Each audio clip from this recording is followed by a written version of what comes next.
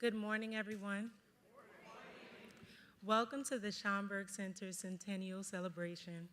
I'm so honored to be here in celebration with all of you. My name is Subha Ahmed. I am entering my 18th year as the Schomburg Center's Junior Scholars Lead Instructor and Spoken Word Instructor. Thank you. As you know, we're here for the Nikki Giovanni tribute, to pay homage to her, and how fitting that we have two junior scholars here that are going to open the day's events with poems that they shared at this year's Youth Summit. So if you don't know, the Schomburg Center has had the Junior Scholars Program for 23 years. We're going into our 24th year. So if you have a young person in your life between 5th and 12th grade, the applications are rolling in and the deadline is June 30th. So without further ado, I'm going to invite two poets up to the stage.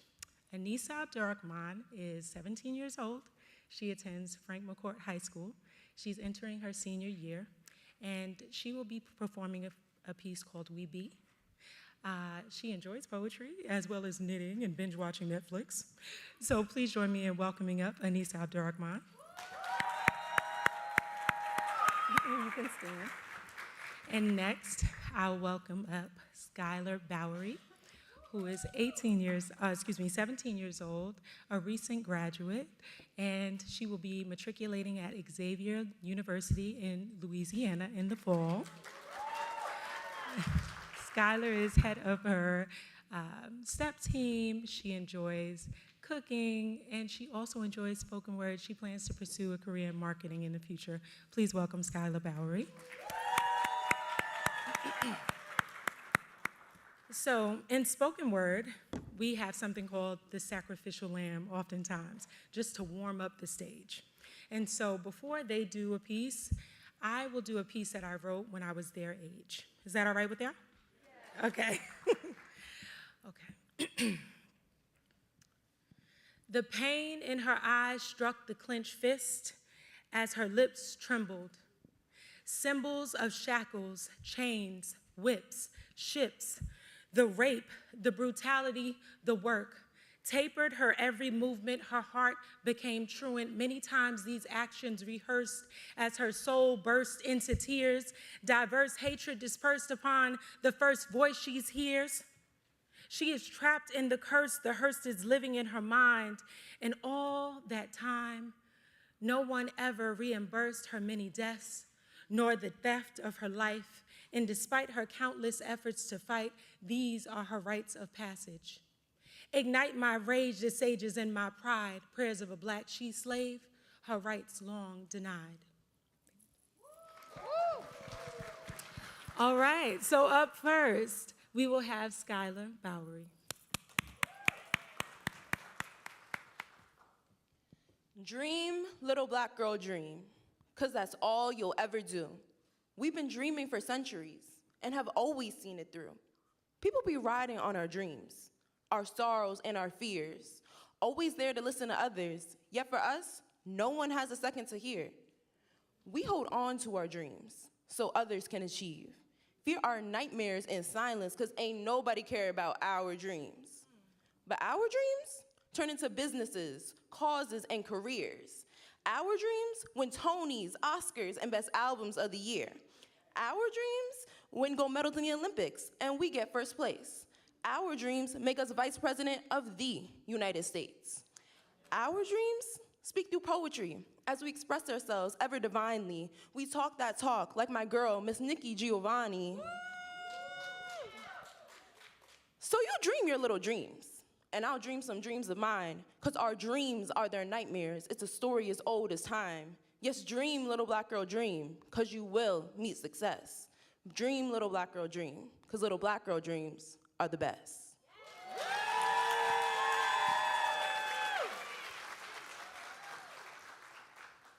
We be the jazz, the soul, the blues, the rhythms that we shaped into the youth. We stay to start a new trends. They stay want something that wasn't meant for them. We be the mac and cheese, the collard greens, the candied yams, the things that continue to represent us as a community. We be staying fresh out in these streets. Looking fly is the one thing we gotta do to keep us complete.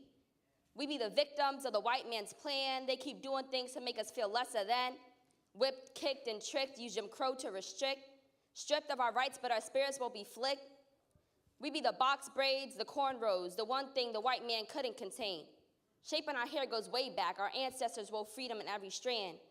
Building maps of paths that led us to the destined land. Destined for freedom, but the freedom looked like the past life, just shaped differently. Looking forward to being equal with the white man, but then came the same end. Now we be in chokeholds, taking our last breaths in the one person we least expect, the badge. The badge that guarantees all protection. But when that security was built for the white man, what then? Racing after runaways who run away to be free, free from a life that has no means. Now we be the stereotypes, the watermelon eaters, the fried chicken fienders, the big dreams that they said we couldn't achieve without the help of the white man. Are you seeing a trend? The white man is becoming the problem we can't get away from. Running fast from the past, but the past is where they stay from. Running too fast might trap you in the system. Chains on the mind, gotta fight just to lift them. Fighting for dear life, but you know that won't fix them. Living the life of the black man, something the white man can never understand. Woo! Take it down, ladies, take it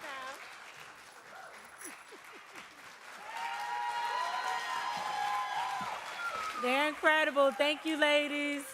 Thank you all.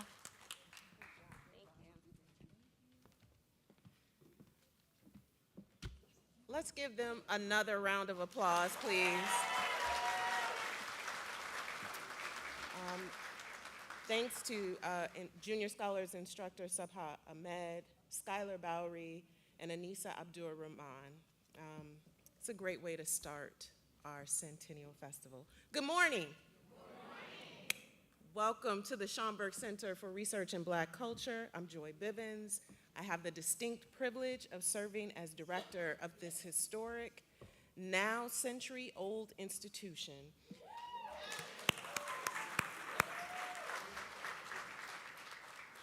And it brings me great pleasure, great delight to welcome you to our Centennial Festival. We are so glad that you are here, that you took time to jumpstart your Juneteenth celebration and join us to celebrate 100 years with an event that combines some of our most cherished programs, our annual literary festival and our annual Black Comic Book Festival. What is with this festival word in me today?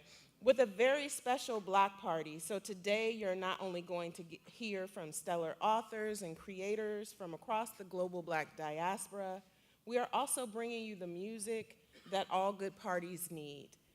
We have Slick Rick the Ruler, Soapbox Presents, and DJ D-Nice. It's gonna be a good time, y'all. And let me just assure you, so it's raining on and off, I know it. There's nothing we can do about the weather, but what we can do all the time is plan well and execute with excellence, and that is what we're gonna do. It's gonna be a good time, and we smile even when it's raining, right? So welcome here to the Schomburg.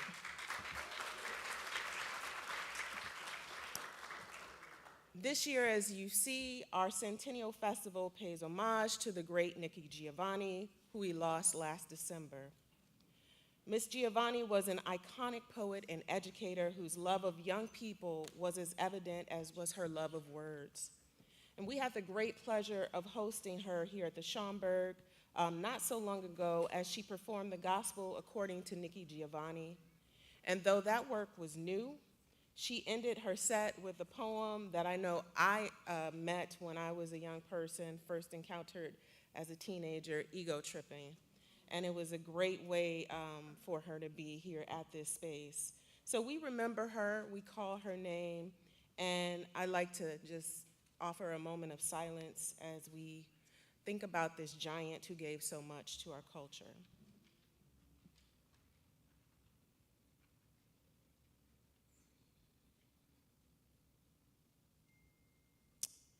Now, last month, during our Centennial kickoff programs, I mentioned that this moment in our history requires offering many remarks. I'm saying things all the time. And all of those remarks are rooted in deep gratitude. It takes a lot of hands, a lot of visionary thinking, and a lot of support to pull off an event like this. So my first round of thank yous today goes to all of the people, especially my Schomburg, NYPL colleagues who have worked tirelessly to make this day happen. I especially want to thank Novella Ford, Kalila Bates, and the public program staff for all of their efforts.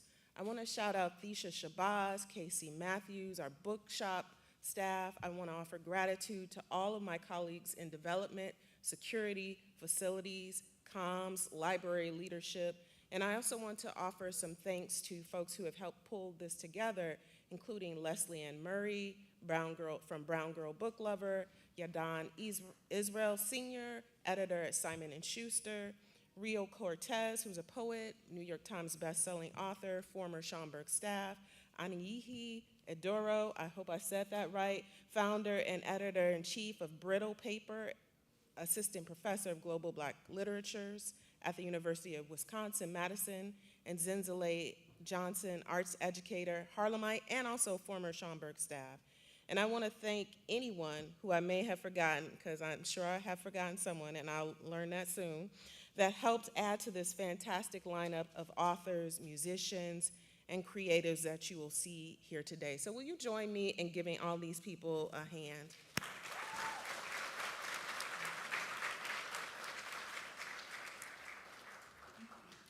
I also mentioned that these kinds of events require a lot of support, so I must thank our major funders, Stavros Niarchos Foundation and Andreas C. Dracopoulos, the Carnegie Foundation of New York, the Ford Foundation, Puma, and HarperCollins Publishers, our trustees, Centennial Advisory Committee members, Schomburg and Langston Hughes Society members, Harlem Circle, and the entire community for supporting our important work. See, a lot of hands here. For 100 years, the Schomburg has preserved and made accessible the cultural riches of people of African descent through our collections, which today number 11 million items, our education, our public programming, our exhibitions. The Centennial celebrations honor that legacy as we look forward to building in the next 100 years. This work has always been important, but it seems even more urgent now. We remain committed to the serious and sacred task as we have throughout our history. Today, we invite you to revel in the conversations, in the music, the fellowship with fellow book enthusiasts, and enjoy yourselves. Joy, and I'm not talking about myself, is our secret weapon, and that is what today is about. It is also about supporting our authors, and I'm asking that you buy a lot of books. I know you have a lot of books already, but you might not have these, so support these authors and the Schomburg shop today. Now, I have offered gratitude, made a pitch to buy books. Oh, and you can also become a Schomburg member, Schomburg Society member today. Ask me how. But I did not forget that tomorrow is Father's Day. And my dad, who was and remains so dear to me, has been gone many years now. And Father's Day used to be challenging, but now I can remember him and smile. So, to all of the dads, granddads, foster dads, uncles, big brothers, mentors, anyone who fathers a young person that needs it, even if for a moment, we say Happy Father's Day. So let's celebrate the dads for a moment.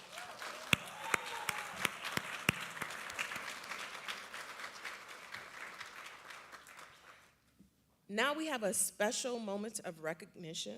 The Schomburg Center is receiving a proclamation from the Borough of Manhattan, and I'd like you to please join me in welcoming our Borough President, Mark Levine, and Deputy Borough President, Keisha Sutton-James, to the podium. Thank you.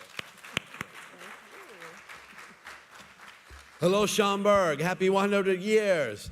Give it up for your director, Joy Bivens. Now, did you catch what she did there? The secret weapon of the Schomburg is joy. I caught that. Well played. Well played. I'm so honored to be part of this ceremony and to be here with the amazing Deputy Manhattan Borough President, a true daughter of Harlem, part of Harlem history. Give it up for Keisha Sutton-James. The Schomburg is critical at any time. It has been critical for 100 years, but at this moment, when the name Medgar Evers has just been taken off the website of Arlington National Cemetery, Medgar Evers, who, let's remember, was, among many other accomplishments, a decorated World War II veteran. They just took his name off the website for Arlington. At a time when the page on the Tuskegee Airmen was taken off the Department of Defense website, American heroes, beyond doubt, getting erased.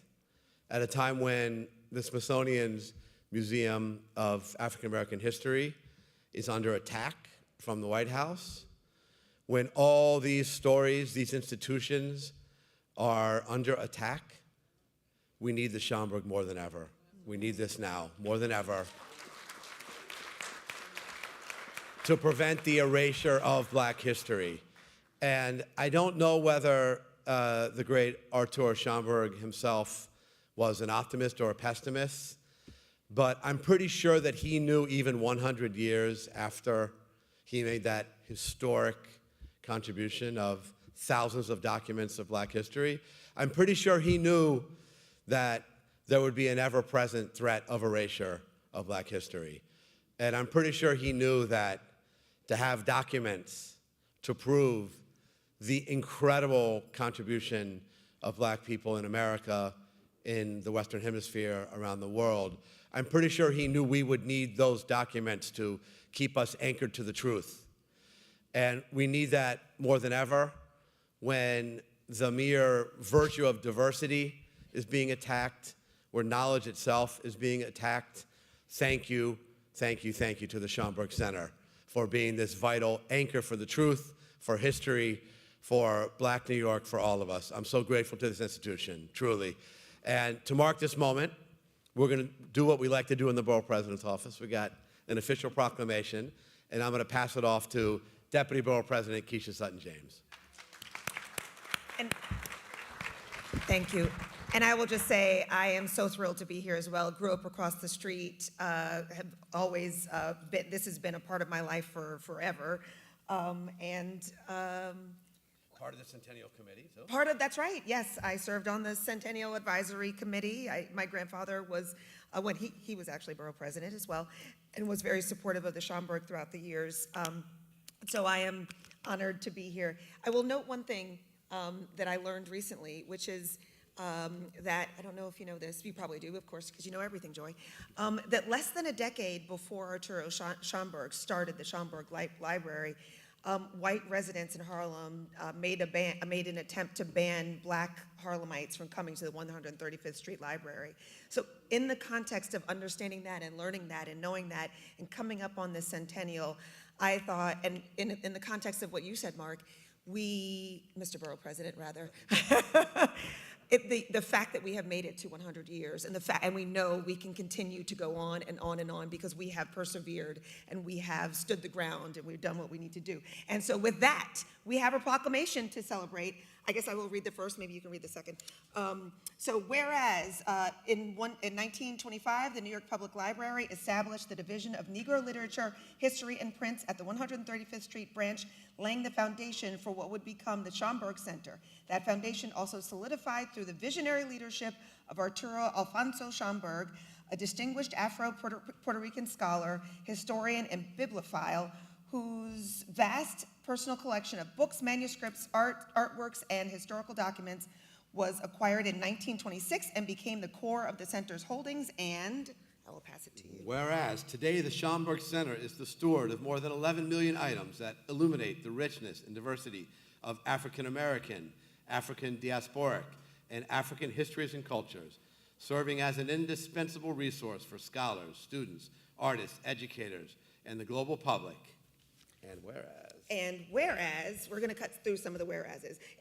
In celebration of 100 years of intellectual leadership, historical stewardship, and cultural empowerment, we salute the Schomburg for its extraordinary role in championing truth, equity, and representation in the historical memory and scholarship.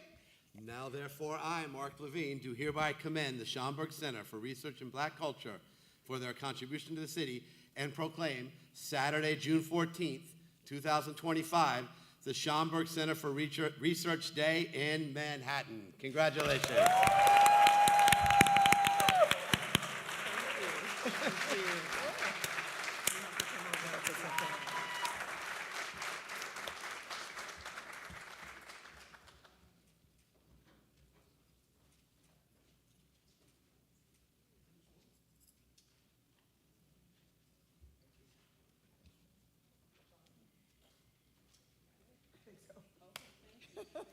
Have an amazing rest of the day. Oh, take this back. Thank you. Thank you all, and thank you, Mark and Keisha. Now it's time to get started with this wonderful festival. And trust me, you're going to have a good time. And make sure you get your fan. You don't need it today, it's kind of cool, but nevertheless, you need it for your archives. After this short video, Raquel Wellis, author of The Risk It Takes to Bloom on Life and Liberation, and moderator Mecca Jamila Sullivan will take the stage for our keynote conversation. Again, welcome to the Schomburg Center, and have a wonderful Centennial Festival experience. Thank you.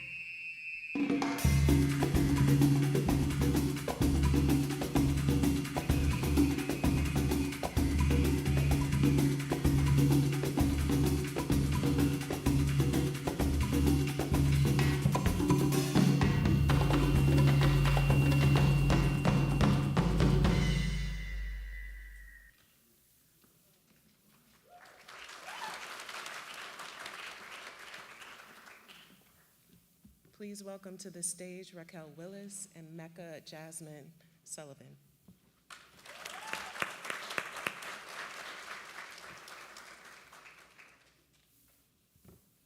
They're coming.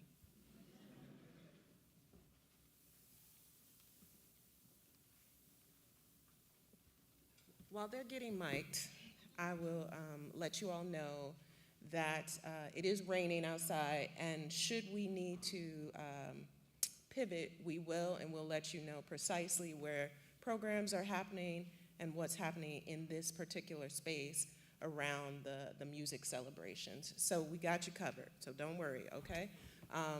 Just waiting to get the speakers mic'd, and we will get started. Thank you.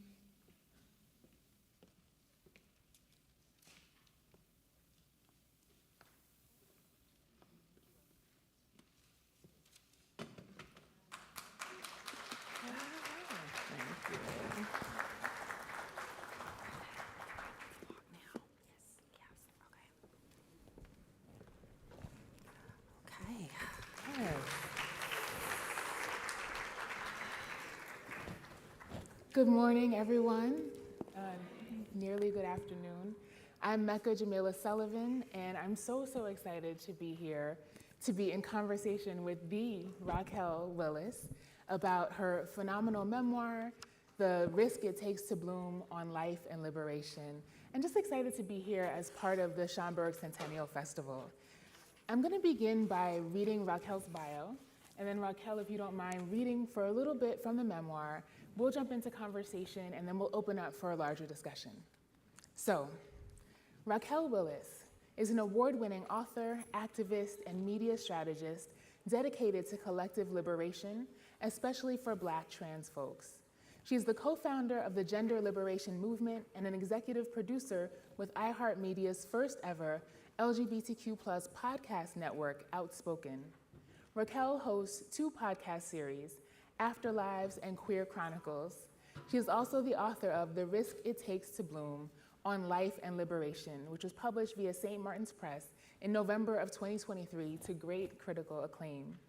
Raquel served as the Grand Marshal for NYC Pride in 2024 and was honored as one of Time's Women of the Year and Time 100 for 2025. Let's give a warm welcome to the wonderful Raquel Willis.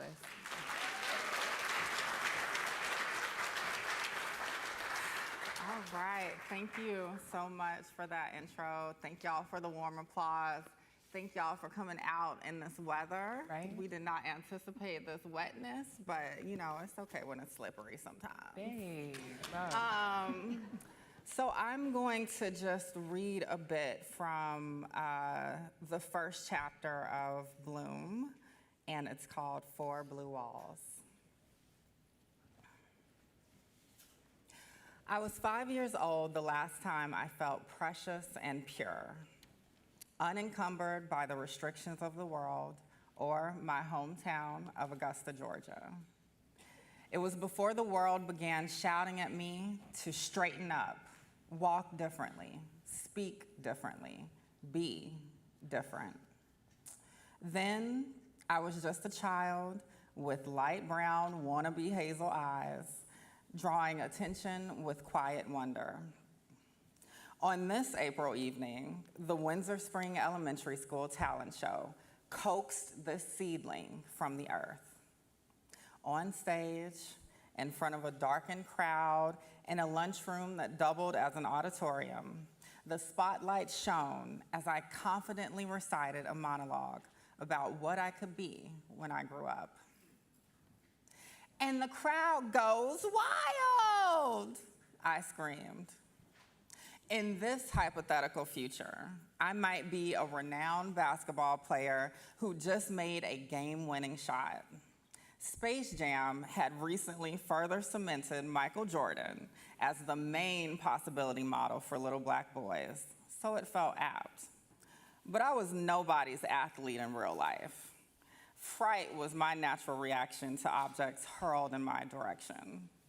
Still, I attempted my best fake layup.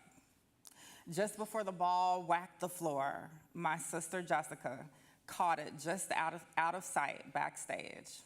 She smiled, encouraging me to keep going. And I turned, realizing that the crowd was waiting for the next line. How could all these people be listening to me? As the soft-spoken youngest of three, I spent most of my time observing older folks' lives. I loved making sense of them, questioning the motives behind everything they did. I never fought to be heard at home because someone would inevitably address my needs before I ever had to say anything. The most I needed to do was nod. My mother, Marilyn, panicked a bit when I brought home the event flyer from school. I can only imagine what she was thinking. I wasn't some musical prodigy, nor did I fancy performing like the musicians I saw at any moment on MTV in the 90s. The most impressive thing I could do was ride a bike with no training wheels, but that wasn't a stage-worthy talent. So Jessica intervened, lending her Virgo insights to craft a concise script. She also cast herself as my mother in the opening and closing sequences. It wasn't the most outrageous idea. At 12 years my senior, Jessica was frequently mistaken as my mother when we ran errands, probably because she had a way of speaking that left little room for rebuttal. It didn't bother me because I revered her. She was the one who often shielded me from the teasing of my brother Chet. Ever the goofball of the family, he showed his love in small, tender moments, like when he cracked open gobstoppers with his molars before I had my own. I loved them both, but I bonded more with Jessica. The connection was easier. I didn't feel like I was being tested as if I had to prove something. Whatever she liked, I liked, and it was okay. Spending time with her practicing the monologue and nailing down the blocking was thrilling, even though my wild mind kept me from meeting my sister's standards of perfection. I knew I could just look in the wings for support if I got stuck. Looking out as the heads of strangers disappeared in the distance, I felt determined to deliver an excellent performance. 5 minutes felt like forever, but a little voice in my head gave me a pep talk. You can do this, it's easy. Jessica concocted a genius plan to lay out all the props in order on the folding table behind me to keep me on track. Just go down the line, throw the ball. Next is the briefcase. Okay, talk about the stethoscope. With just a glance at each item, the right word sprang into my mind, and my body followed the simple choreography associated with it. I rattled off lines about becoming an actor, lawyer, or pediatrician, as my grandma Inez wanted. And the illuminated grown-up faces in the front responded with mesmerized joy. By the time Jessica and I received our final applause, I didn't want to leave the stage. I wanted this feeling that I was doing things right to stay, but I followed the hem of my sister's dark, flowy church dress anyway. You did great, she whispered through her bright, adrenaline-fueled smile. I beamed as the show's host's voice resounded. With her hands on my shoulders, she guided me to an opening in the back of the auditorium. Along the way, the men in the audience nodded, the women beamed, and a few kids pointed, having just realized I had been the source of the activity on stage. In the meantime, our family hustled from their seats to greet us, and I peered up at them as they gathered around. That was so good, Sugar Plum, Mama said, bending her padded shoulders down to hug me and plant a sloppy kiss on my plum cheek. She swiped away the pigment she'd left with her thumb and stepped aside. Grandma Inez agreed, following the kiss protocol and engulfing me in a spicy cloud of her signature scent, Estee Lauder youth do. In his baseball team uniform, Chet hugged me and pinched a little too hard as he said, "Good job, bro." If annoying me was an art, he had perfected it. But I didn't dare do more than wince as he pulled the skin on my arm because I knew I'd lose out on the validation that was coming. With a smirk, my father, Chester, shot out his hand as if we were in a business meeting. "That's my little man," his gruff voice boomed, and my tiny fingers disappeared in his firm, rough handshake. There's no trophy, no evidence, no nothing that I won the talent show that night, but I always felt like I did. Thank you so much.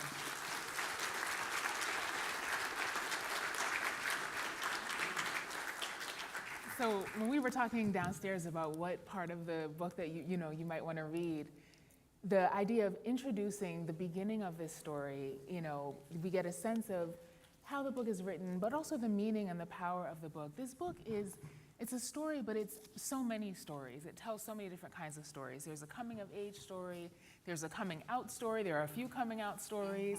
There are the stories of a family, a story of kind of coming into a political life and political consciousness, the story of the evolution of multiple communities, friend groups, performance groups, Black, queer, and trans communities, and of course your own growing up and coming into yourself as a person, as an activist, as a writer, and as a Black trans woman.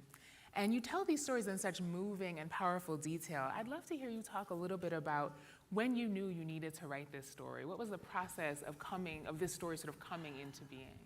Yeah, wow.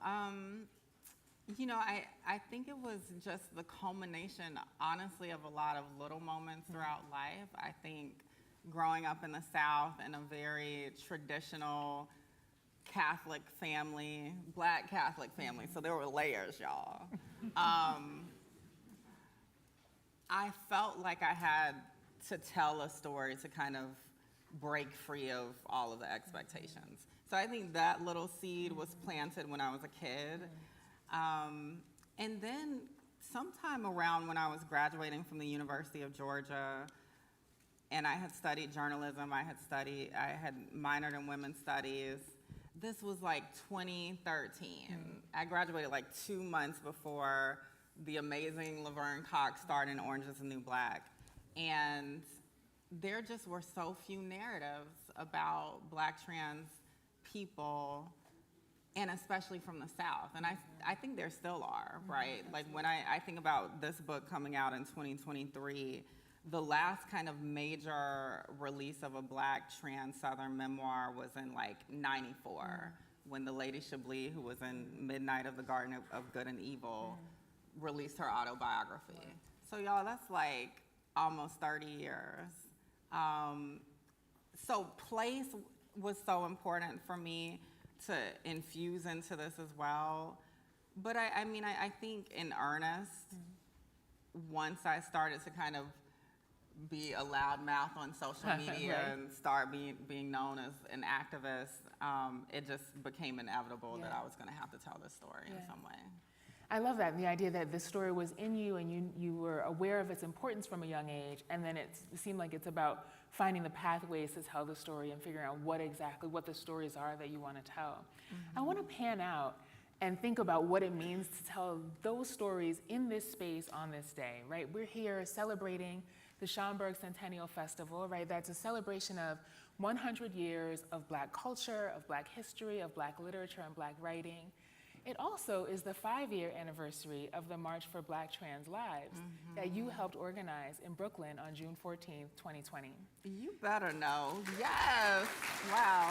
Who couldn't know? Yeah. And we all need to know. And so I would love to hear you think about and talk a little bit about what the convergence of these two moments means for you.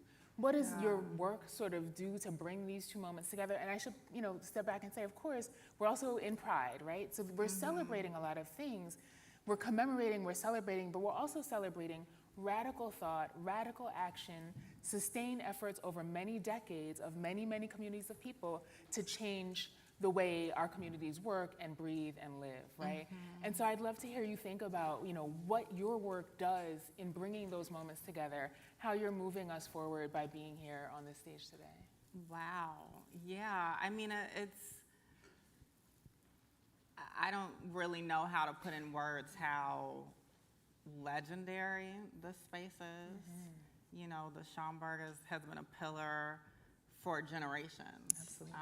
It has been a space of creation, a space of dialogue, of archiving our histories, of taking ourselves seriously, which is something we constantly have to do in a white supremacist, cis heteropatriarchal world. So that is just, it's an honor to be here and on the stage. And I think the convergence of all these things is powerful because, I think growing up, I didn't have access to Black, queer, and trans narratives. And we got sanitized versions of even Black history in the Georgia public school system. And we're living in a time where we're seeing these curriculum bans, these book bans, like they're still coming after our history. And so it's so important to have spaces and moments like this where we can set the record straight on our own terms. So that's important. I think 5 years on from the March for Black Trans Lives or Brooklyn Liberation, that day really shifted everything for me, but so many people, I still meet people today who are like, I was there. I was there with all those people. We had almost 20,000 folks out in the height of the pandemic, specifically in honor of Black trans lives that had kind of been forgotten in this larger discussion of anti-Black violence, state violence, intracommunal violence, all of these different things. So that day shifted something in me because I remember turning to my friend Eliel Cruz, who is now co-founder of Gender Liberation Movement with me, and saying, there are more people with us than against us. Wow. And that was such a revelatory moment.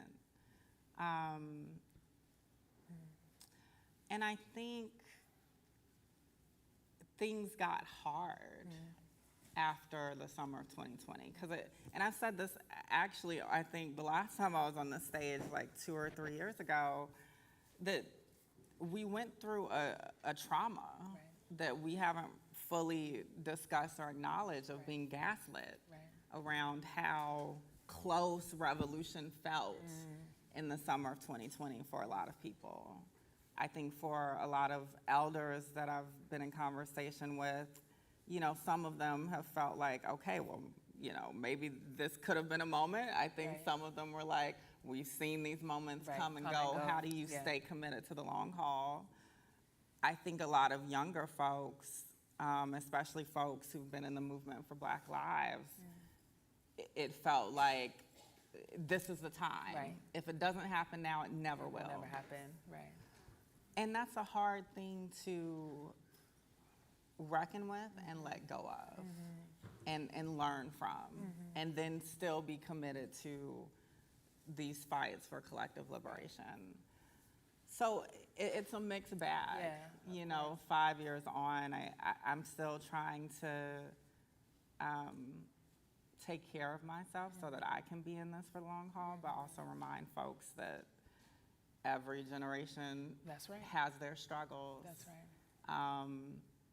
And I think lately I've been trying to reframe this idea. Like, I think it's beautiful and it's noble for us to be like, we're fighting for liberation for the next folks.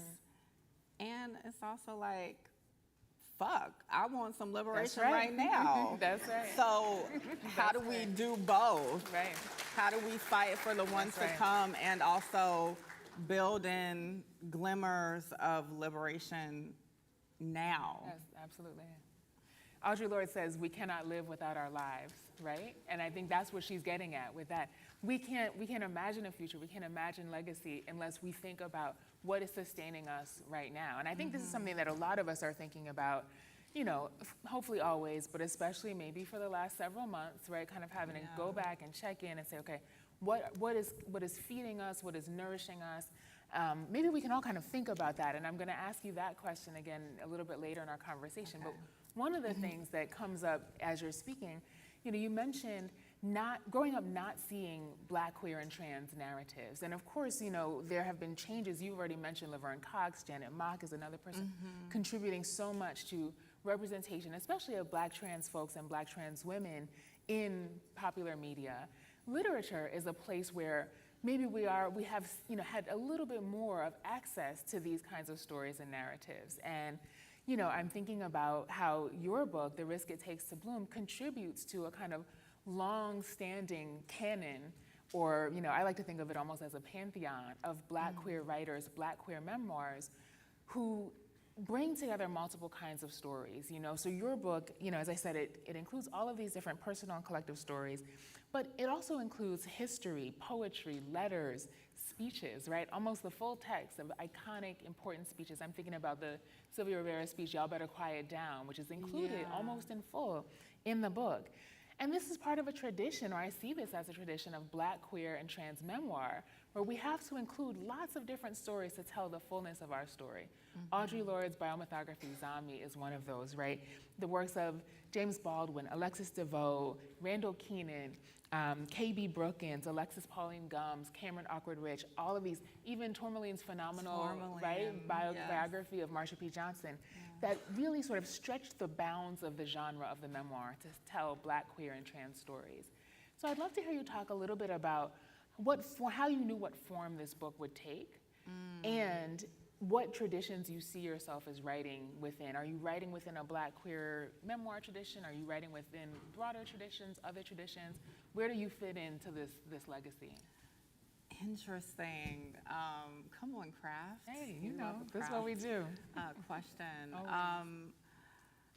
So the first chapter that I wrote, which I almost feel like is maybe the most potent, was a letter to my father, really about the hard burden of carrying his vision and expectations of masculinity, and, you know, the feeling of betraying that, betraying him, betraying, you know, all of these scripts that we have, particularly in the Black community, and relinquishing them, right?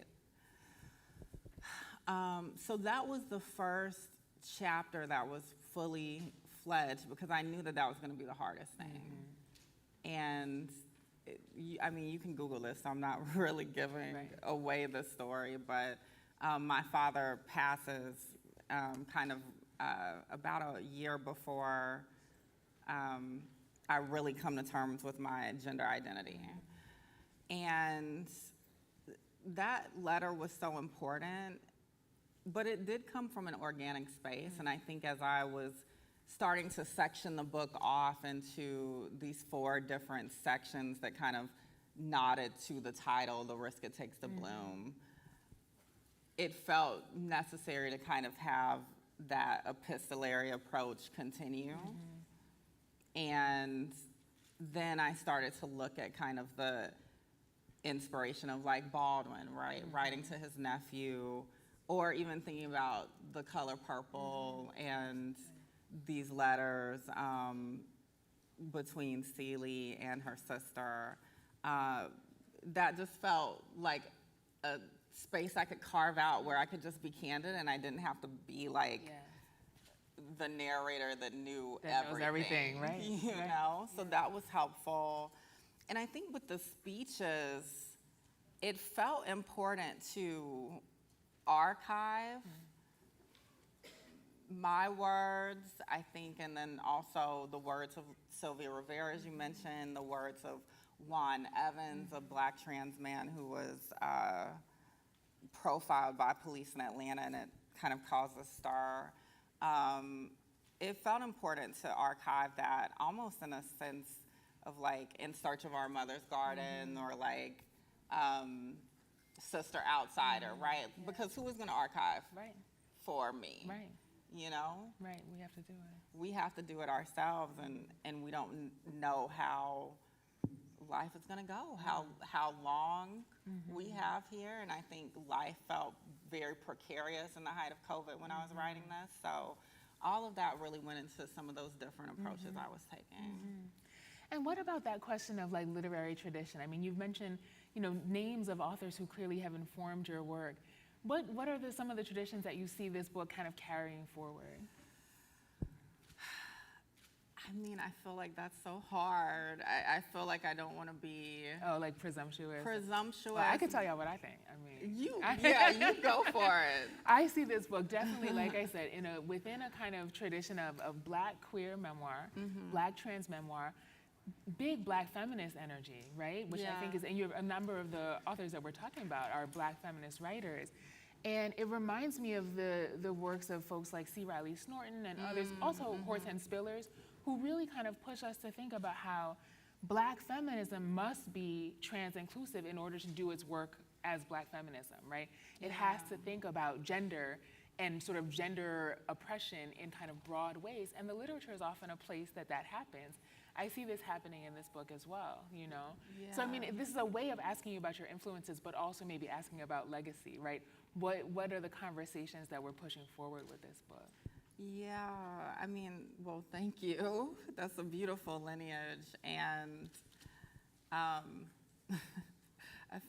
kind of want to say, you know, I think there's a benefit to having this feminist background, but also this journalistic background. Like, you know, my introduction to feminism was Patricia Hill Collins, and of course, people like Bell Hooks and so many others. And that always kind of influenced the writing that I wanted to do. I think being in journalism school, you know, you get all of these ideas about objectivity, you know, don't be biased, you know, and of course, there's no way to not be biased. And if you aren't clear about your perspective, you're just beholden to a white supremacist status quo. But I think it also just might be the overthinker in me and the Virgo moon that's like, I wanted to tell my story and also contextualize it from my vantage point.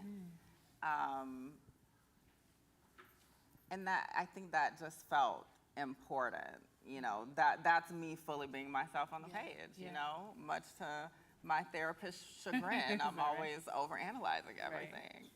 And that just felt important to do on the page. So, I mean, I would love to consider my work in conversation with so many of these lineages. I think it was also important to just own a Black trans canon, that there is one. You know, we think of Janet Mock, and I think and Janet Mock is a dear friend and a mentor. And I think for a lot of people, like, that is that's it. basically, right? They probably only know Janet and her 2 memoirs, and you know, there's The Lady Chablis, Hiding My Candy, which is that Southern Black trans memoir that I was speaking of, that I had on my shelf and I had read it, but I hadn't really kind of thought about, okay, well, what is this Black trans canon that does exist? Right. C. Riley Snorton, of course. Tourmaline just added her biography of Marsha P. Johnson in there. So I think I'm dancing around your question, but no, we're good. In the process of like writing this and releasing this, there was a beautiful experience of being able to claim this Black trans canon in a world that tells us that we dropped off, you know, the moon yesterday and landed on Earth or something, and did it exist before 2 seconds ago? Right. You know. Exactly. Yeah. And I mean, it's so meaningful to be having this particular discussion in a space like the Schomburg, right? Where so many of our Black archives, our Black cultural archives, and our Black queer archives are here in this building, right?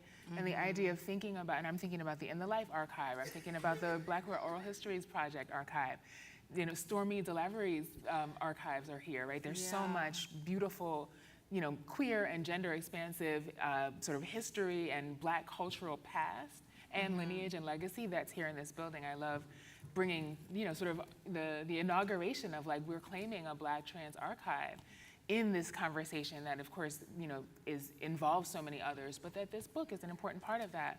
I want to step back and think about the piece that you shared with us and family, the place of family in the book, right? You know, you shared with us a piece that brings us into your relationships with your family in your early life.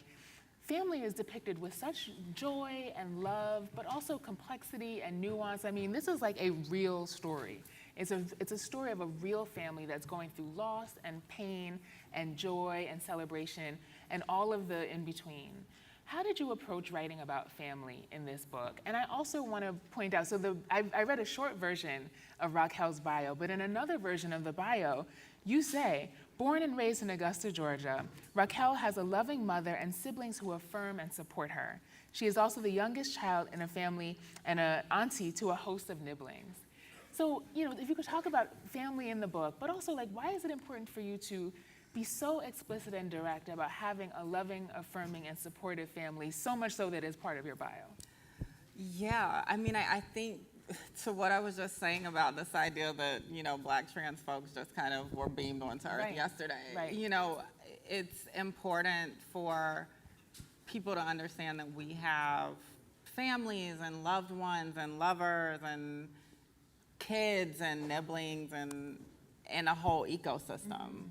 And I think that that's how we kind of chip away at the ignorance that can still exist out there about our experiences.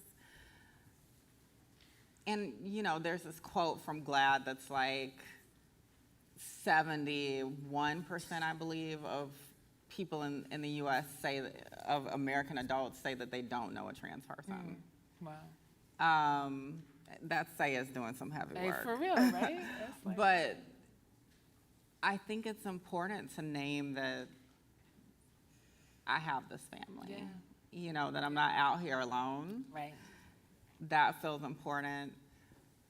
And I think in writing about family, I mean, it was difficult, y'all, because I already told you, Southern Black, you know, you got to keep that business to yourself, honey. And my extended family, which I go into more detail in later in the chapter, you know, I come from country folk.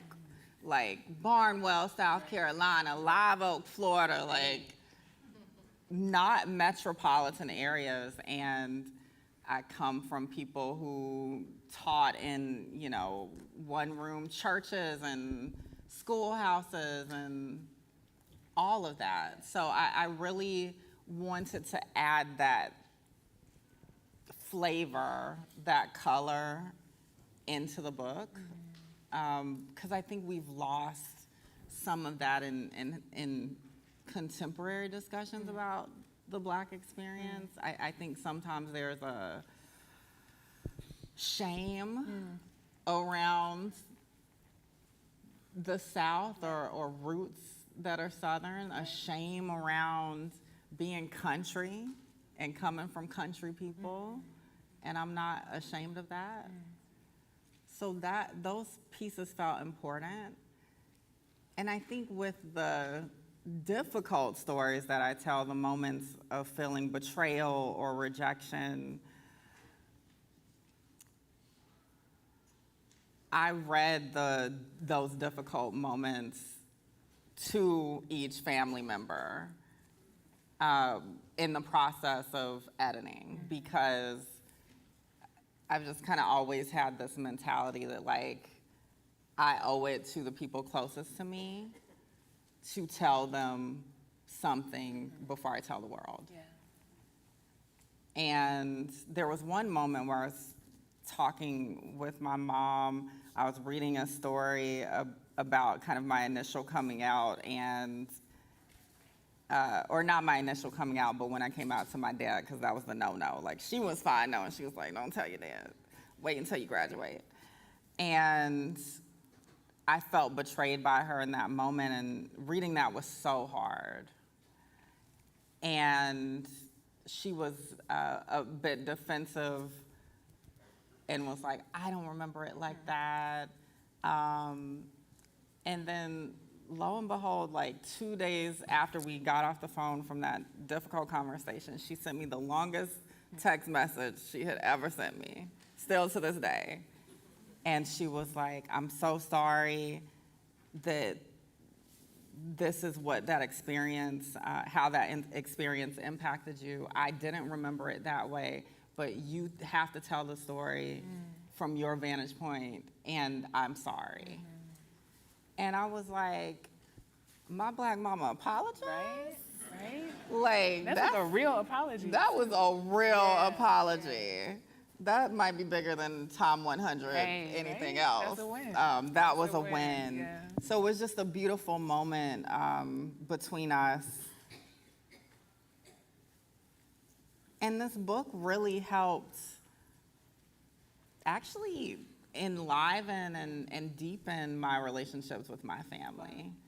Like, there was just something so freeing about telling the full story on my own terms, and bringing them with me, inviting them into this.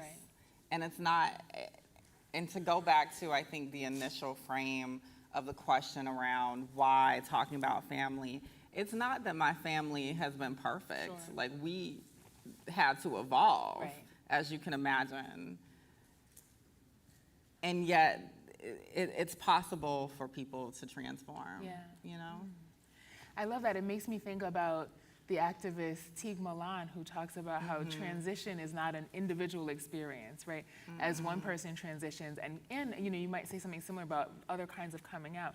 There's a transition or a transformation that happens in families, in communities, and that can be a transformation, you know? I have to say, I really resonated with this aspect of the story, but you know, I have also a very loving and supportive family. And as a writer, there is a vulnerability to that. I have to give a shout out to my dad, who's sitting right down there. Come on, Dad. You know, being an out queer person and in a public life and having a supportive family is so meaningful. It really moved me to see the way you depicted that in the book, and also that it's so important that, again, it's part of your identity as a writer, right? It's like that you come from this space. And in many ways, that makes me think of the vulnerability that's involved in writing memoir. You know, and I should say, I'm going to ask maybe one or two more questions, and then we'll open up. So folks, hopefully you're thinking of the questions that you might have for Raquel. But you know, memoir requires a certain vulnerability, right? And at the same time, trans people, black women, and black trans women in particular are constantly asked to be vulnerable in the service of change and revolution, right? Invasive questions about bodies, personal lives, et cetera. How did you balance that with the genre of the memoir, which is a kind of tender, vulnerable genre? How did you approach that kind of nuance there?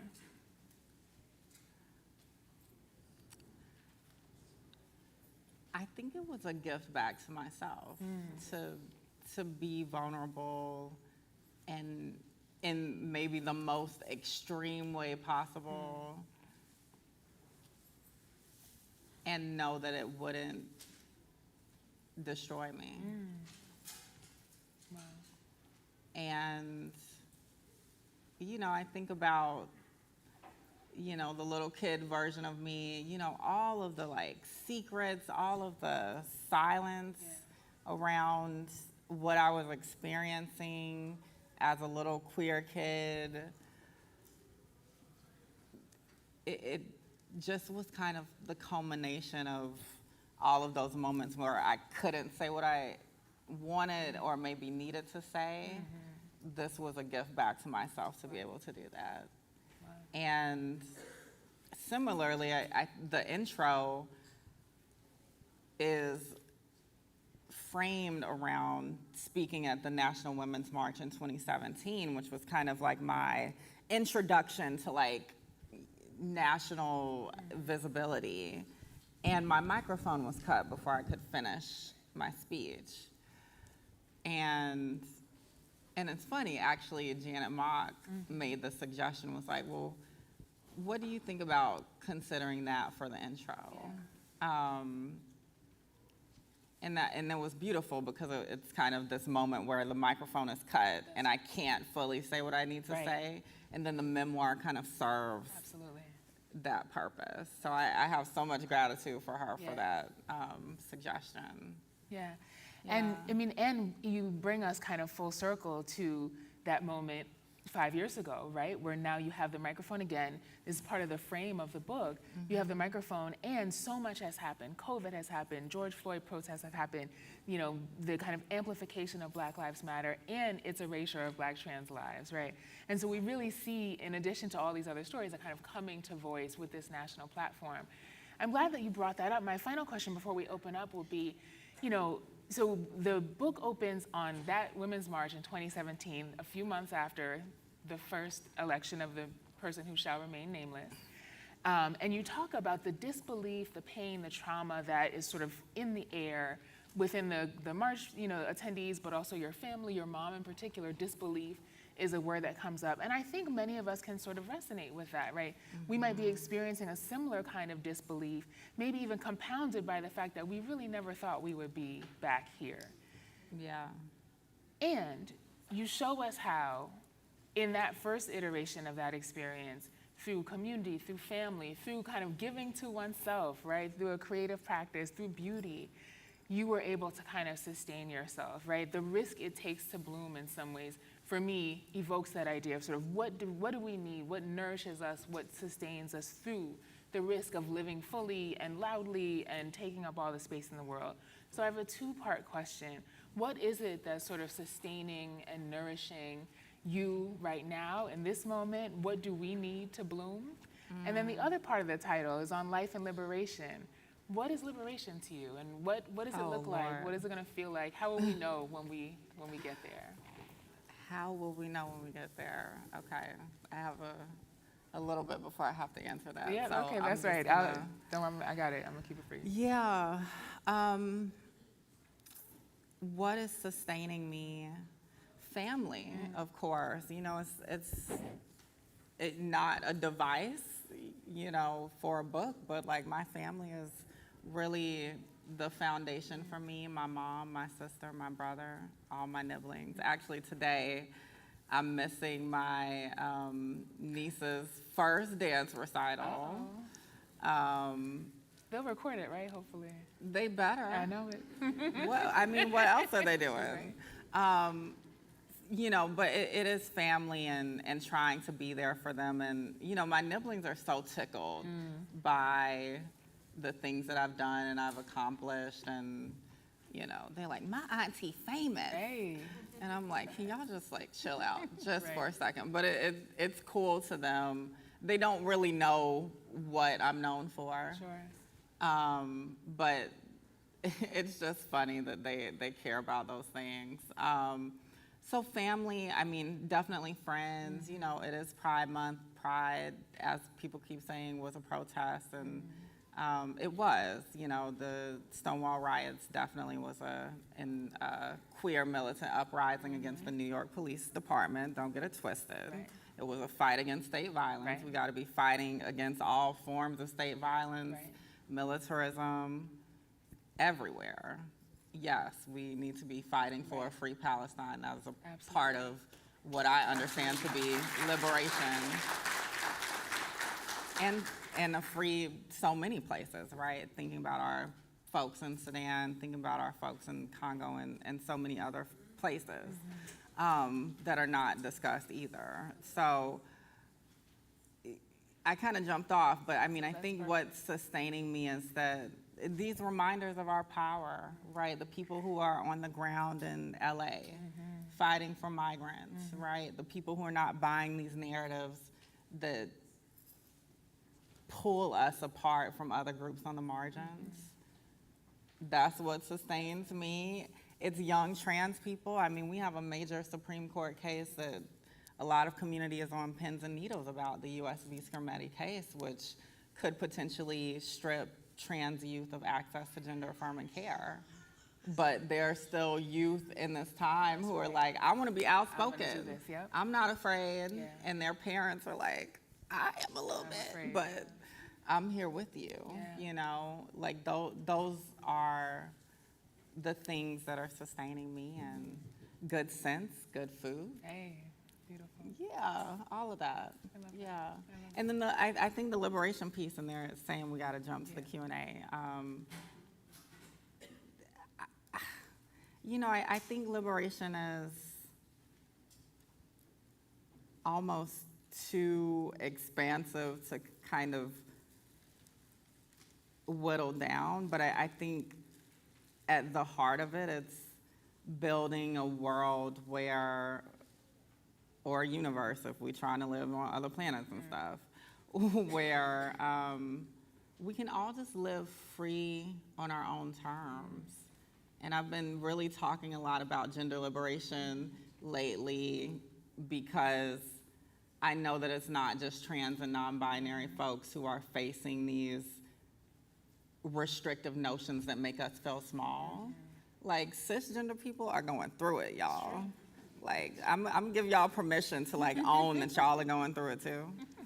But I mean, all of these debates about who is a real woman, who can have children, who can't, you know, we got an administration that's claiming they want to pay people to have children. You know, we have these abortion bans that are tied to the bans on gender-affirming care, which are tied to attacks on IVF.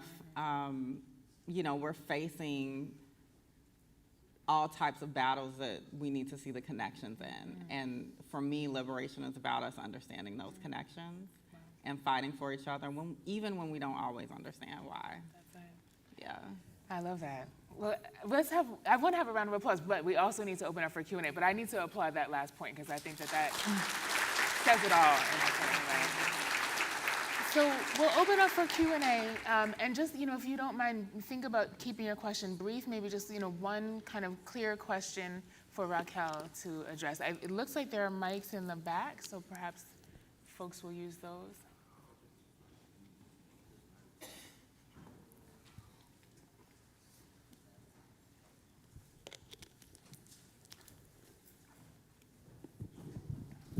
Any Oh, y'all questions? shy. Is comments? it too I know, early? I'm surprised. I'm surprised. Well, while folks are approaching the microphone, is that a question? Yes, okay. Take your time.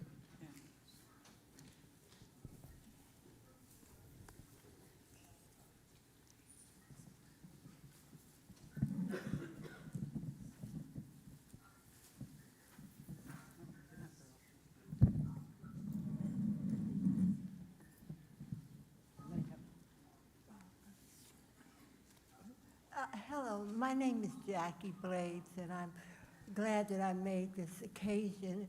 And I was raised in this area. I was raised in Harlem, and this is my first visit to the Schomburg Library. And I'd like to, Welcome. and I'd like to ask Raquel, will you be making any other visits, maybe to the in the South, perhaps, to do your speaking engagement? I have my grandchildren and who have settled there, and I'd like to know if you'll be making any engagements in the South.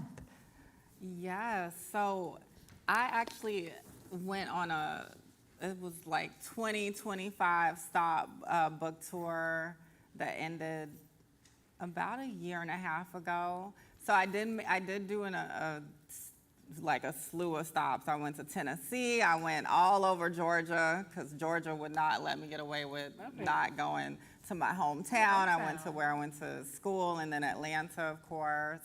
So went all over, and right now we're working on the paperback release, so I'll probably make it back down again. Yeah. Thank you. But thank you, and it's real, you know, that a lot of folks when I was in the South were like, thank you for coming, because it just felt important to be seen and to be held. Yeah. And your Southernness is such an important part of the book, so I'm glad that that's come out. And of course, they want their homegirl to come and bring the book, right, as it should be. Yeah, and Miss Jackie, welcome to the Schomburg. That's right. beautiful. Oh, that's right, yes. Other questions, thoughts, observations? We have a couple more minutes. I think we solved everything. I mean, maybe we did. Maybe we They're did. like, liberation is here. It's here. It's here. This is how we know, right? This is what it feels like. Oh, yes. Hey, girl. Hey, How are you? I'm good. It's great to see you. My question, I'm from Minnesota. I don't know if anybody saw, but there were a couple of politicians who were murdered this morning, Democrats, and somebody posed as a police officer and opened the door and shot them. 4 people were shot and 2 were killed. And a lot of my friends who have grown up within whatever, I guess, quote, think are good people, are deciding not to go to the No Kings protest because the state police have said, out of an abundance of caution, they think everybody should stay home. And in my opinion, that's like exactly what they want us to do, is stay home. So I've been struggling with where to spend my time and energy, because it's been really heartbreaking. I've been down at the ICE protests and everything. So not to put it on you, but your opinion on where do you spend your time? Because we had a lot of fights on like a lot of fronts, you know, and I want to go get my people, but they're, like, I don't want them to be my people anymore, you know, like, I'm just getting text messages all morning of people canceling out of fear. And there's a lot of people who don't get the luxury of canceling out of fear. They just have to walk in this world, which is a scary place because this is not a safe place for a lot of people, I think, as we know. So do you spend your time trying to support the people that are in this room, you know, who I think we have a lot of the same rhetoric, or do we try to like continue to reach out to people? You know, where are you with that right now? Because the gender question, the gender liberation is just full of so much misinformation that it just must be explaining it over and over and over again. Yeah, well, I'm sorry that folks back home are experiencing this. I hadn't heard that news report yet, so yeah, I just want to give you love, and yeah, that's hard. And you're right, I think the people who are against us definitely want us to be fearful and to not mobilize and organize. The question of energy, you know, I'm not going to cop out and say that it's individual, but it is. We know it's individual. And it is something that I've had to really give myself grace that I can't be everywhere and do everything. And especially as someone known as an activist and an organizer, like, that is the expectation, is like, if I call her, she should come and be able to, and I just can't always be there. But I think that we have to use whatever energy we have. Like, if you feel up to it today to go out in the streets, do it and be there and be in community with folks. I feel like being in the streets is almost like church, you know, like that is a space where spirit comes and galvanizes. I mean, if you've ever been to a protest where someone like Queen Jean is like chanting and singing, it's beautiful. Or you have the drum line out there, you know, and everyone is kind of on the same pace. I mean, where values align, like, being out gives something back to me, right? And so that's how I approach it. But you have to have the energy to be in that space and to receive it in that time. And if you don't, that's fine, because there's always going to be other protests. So I think that's important. I think building coalition is important, so that you don't always have to be the one leading the protest. Like, it is still work to show up in support of other folks, right? I think that that's beautiful. And also, being out on the street isn't the only way that we can fight back against fascism and all of the things that are coming for our people, right? It's mutual aid, it's the fundraising if you got the coin, and shout out to you if you got the coin. It's those things, it's educating folks, it's changing the spaces you're already in. But I think the biggest thing is just being able to give yourself grace. You know, you're a human, and it's just a lot going on. It's impossible for us to be everywhere all the time. So I know that's a all over the place answer, but that grace piece, I think, is the way that we make it through. Yeah. Well, I can't think of a better note to end on. So let's have a round of applause for Raquel Willis. Thank you so much for being part of this conversation. Don't forget to share your experience on social media using the hashtag Schomburg100 on all platforms. Books will be available in the Schomburg shop and right outside. There's a book signing in the Langston Hughes lobby right outside this room. And we've been talking about Southernness and the importance of Southernness in Raquel's experience. Be sure to stay here for the next panel, The South Got Something to Say, where we'll continue that conversation. So thank you so much. Thank you.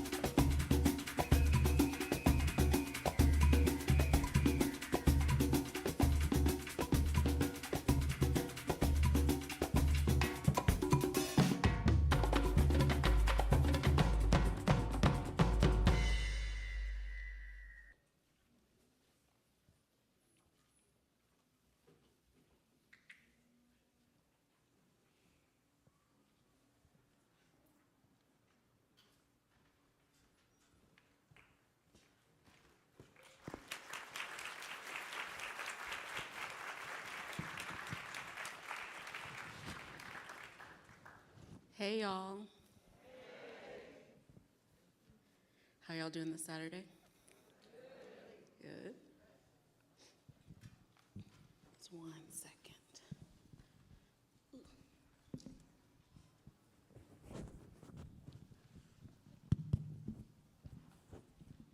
Want to check your mic? Y'all look good. We do. Y'all look really good. That's right, clap for that. Y'all look great. Yeah, yeah. There you go. Pardon? I was just asking you to check your mic. Oh, yes. Hey. All right, y'all. Good afternoon. Thank you all for coming to hear what the South has to say this Saturday, June 14th. You could be anywhere in the world, in New York City, in Harlem, but or even here at the festival right now, and you chose to be here. Thank you. My name is Delana R.A. Damron, the author of Redwood Court, and I have the honor of moderating today's conversation with Maurice Carlos Ruffins and Imani Perry. As a native South Carolinian myself, who spent 13 years here in New York City abroad before returning home, the Schomburg holds a special place in my heart as a site of Black history, archives, the arts, culture, community, and more. Today's festival honors 100 years of doing this work, and I hope for 100 plus more years.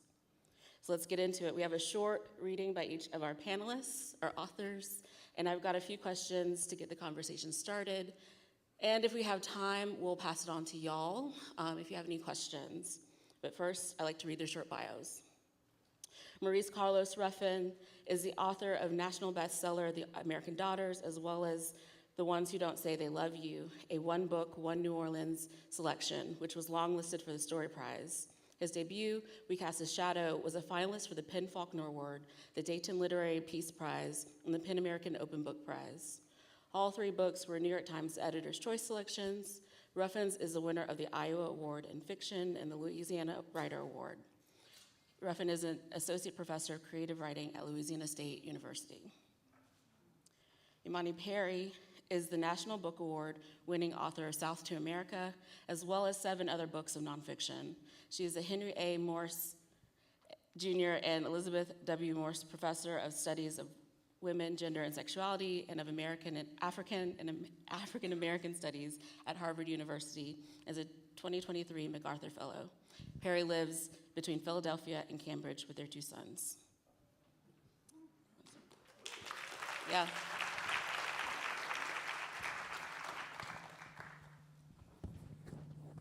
All right, I guess we're going to have to read something here. Let's see. Otherwise, the South? Is it South or South? How do we say this?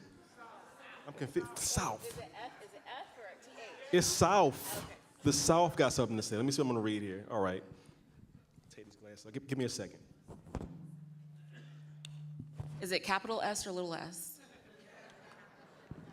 Capital? Okay, just checking.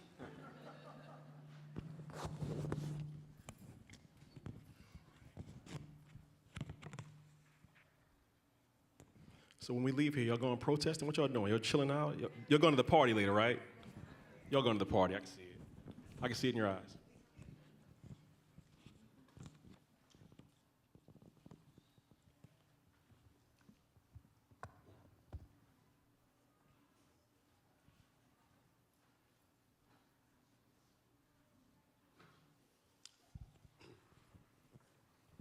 What was that? I hear it too, Mama. Adi whispered. It's just one of him, Sanit said through clenched teeth.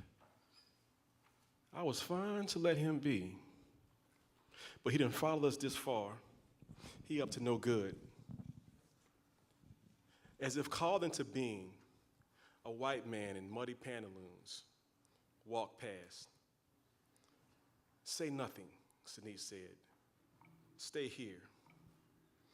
Sanit saw that same firmness in her mother's eyes from the night she waited for Dumarche with the knife in her hand. But this time she wasn't thinking about whether to go through with it.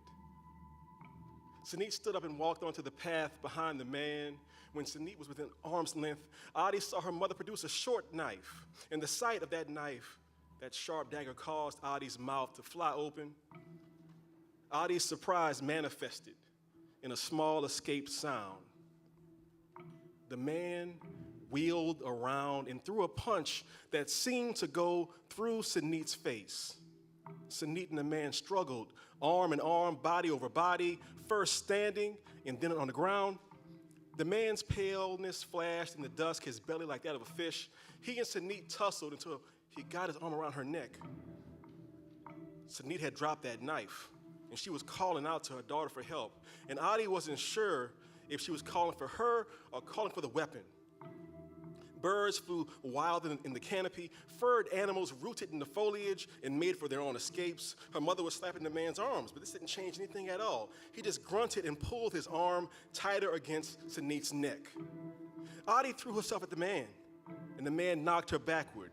And Adi saw Sanit go limp, her eyes pinched shut. "What to do, Mama? What to do?" Sanit said nothing, but her eyes sprang open. Sanit grunted. Adi was unsure what she had said, but she saw her mother glancing off to the side, and there in the black dirt, the edge of the object twinkling like a jewel, Sanit's sharp knife, and all of a sudden she could understand. She grabbed the knife and brought it down into his stomach.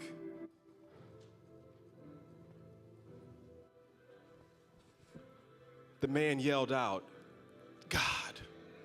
And Adi dropped the knife. Sanit rolled free and sat on her behind, holding her throat. Adi ran to her mother and hugged her. "Thank you." Sanit was gasping. Her voice was raspy as she held Adi close. "Thank you, daughter." And the man, for his part, he spoke, but Adi didn't understand him and didn't care to. And shortly thereafter, he was silent forever. Thank you. Thank you. So y'all, we were talking about each of us reading something from the South, and then I completely forgot. But now, like, I don't know if I can follow that. No, And you can I see why I'm don't want to nervous, follow right? Miss Perry over here. Do you want to read them? Doesn't matter to me, either way. I'll read a little piece from Rebel Court. What do y'all think? Come on now. I also didn't say where in the South we are from. South Carolina here, Columbia, South Carolina. Nolens.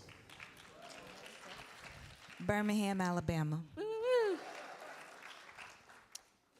woo. So this is Stories Everyone Knows and Tells, which is the prologue opening to Redwood Court, which takes place in Columbia, South Carolina.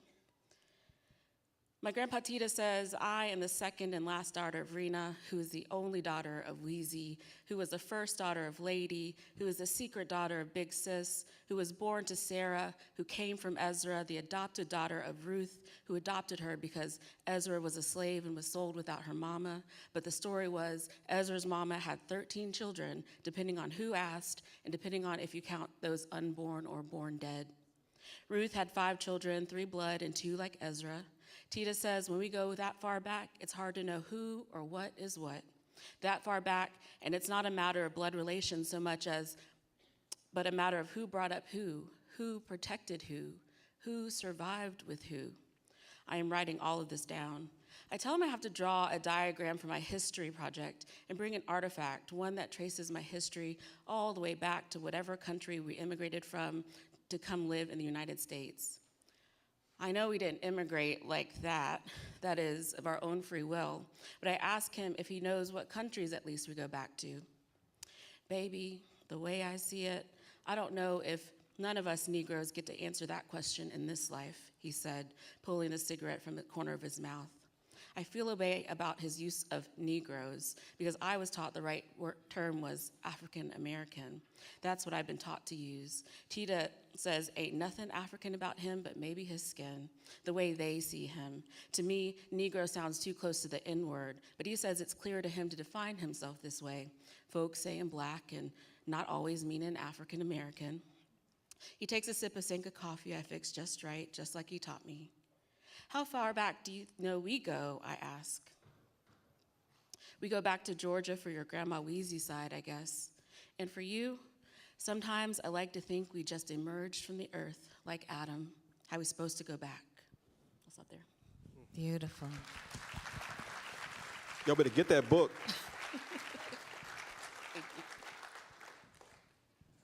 So first of all, I'll say it's wonderful to be here. And it's also, I love these two books that they read from, as they both know. I am going to read from the beginning of my newest book, Black and Blues, How Color Tells the Story of My People. This is a section titled Our Blue Interior. Which is your favorite color blue? I asked Ian, my first cousin Jillian's youngest child. Even then, when very small, he knew an encyclopedia of shades. He'd refer to objects as teal, burgundy, mustard. This time he pointed, that one. There in my grandmother's bedroom, where we had all slept as children, a tile was missing from where the ceiling had been dropped to save on heating costs. The gap was now a portal. Through it, the original blue of the room was visible. Not pale and grayish like the walls, the blue was bright, like the sky in August. That one. Me too, Ian, me too. My blue begins here, inside her, our, my home. The walls, the shaggy rug, the printed birds that were once perched inside an artificial wood frame by the window, the cotton covers and blue-inked words of prayer on paper tucked in the corner of her vanity. What led her to all that blue? Was it the parade of wildflowers of Alabama, the bluebells, mouse ears, chicory, bluets, wild hyacinth, dayflowers, aster, or toadflax in their curving, springing, luscious blues? Was it just our sky, crisp and divine? Was she inspired by her youth in the country where having the blues lent passion to the sound of gospel in Sunday morning baptismal waters and mixed with amber liquids and guitars after dark? Black people sing the blues. She did, I do, our children too. I rage to think of every time this place has broken their young hearts. And our children's children will, if history is any indication, regardless of whether the center holds or keeps crumbling. Some things are terribly reliable, like suffering.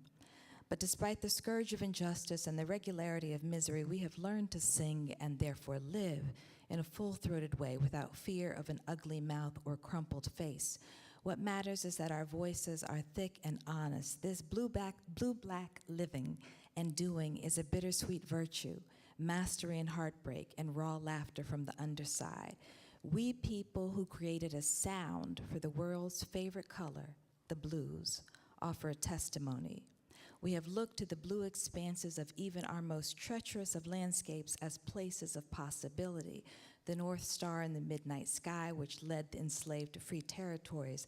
The celestial morning blue, which somewhere out of sight housed the gates of heaven and relief from endless labor. We have even believed, leaping from slave ships, that the deep ocean waters would return us to freedom by traveling back to the past before the vicious trade in flesh. In the successive waves of reckonings through the steady meanness of life, we have relied upon a blues-soaked sensibility, sustaining, being, and becoming ourselves. I imagine my grandmother, the mother of a dozen who acquired a sweet yellow house by hook or crook, picking that blue paint. Charming and pretty, it was a color for homemaking. She, a nurturer and a stalwart, chose it. She was a woman who often chuckled softly while looking at her fingers stretched out, one hand gliding across the other. She made a home inside when outside was Jim Crow humiliation, mean cops, too hard work for not enough, and eventually crack and its companion, neighborhood decline. Inside that blue room, all danger receded. Contained and abundant, it was and is a place for laughter, rest, self-adornment, and even dying soft. In my grandmother's bedroom, I learned to love blue. I also learned about the blues.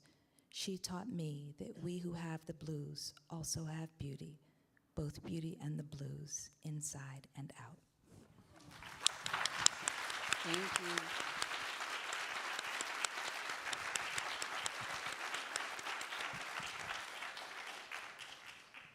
Blue, Black, Livin'. Thank you for reading that.